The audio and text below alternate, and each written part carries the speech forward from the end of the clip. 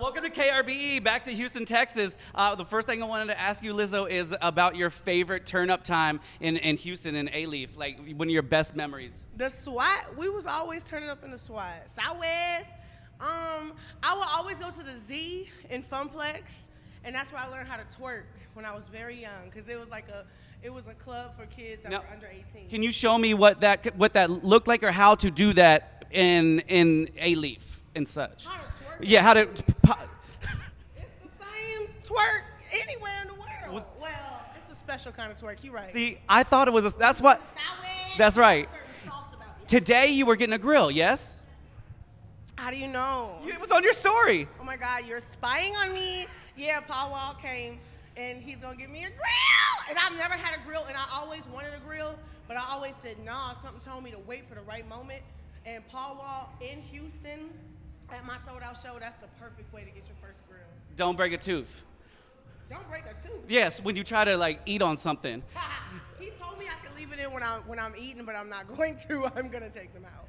I saw you on the Today Show, and one of the biggest things that struck me was your experience with Prince. What was one of the biggest takeaways that you had from that experience? I mean, I had many takeaways, but I think the thing that impacted me the most was I learned who I was as an artist.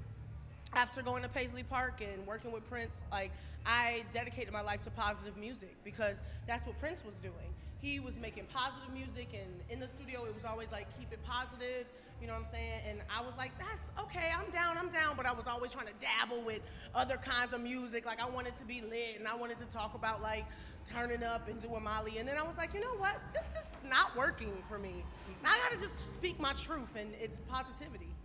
You also emit the body positivity for the girls, for the boys. What is one of your message for all these girls and boys who are struggling with their body image, their body positivity? Do I have a message for them Yes. struggling? I mean, everybody is struggling. Everybody struggles every day. I mean, even the most confident person has their moments where they're like, I'm not feeling it. I don't like the way I look. But we have to remember that a lot of it is in our head. You know what I'm saying? And this is what helps me sometimes, just in the moment. You know when you walk in the room and you be like, oh my God, I look terrible today, and your friends are like, no, you look great. Imagine when you're in the opposite situation and your friend walks in and they're like, I look terrible, and you look at them and you're like, nah, you look great today. What are you talking about?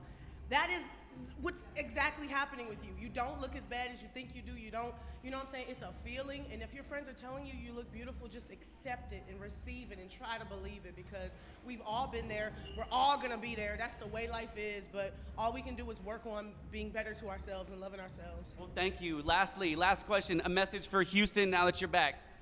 I never left, baby. Southwest. It's KRBE. Thank you so much, Lizzo. Cheers.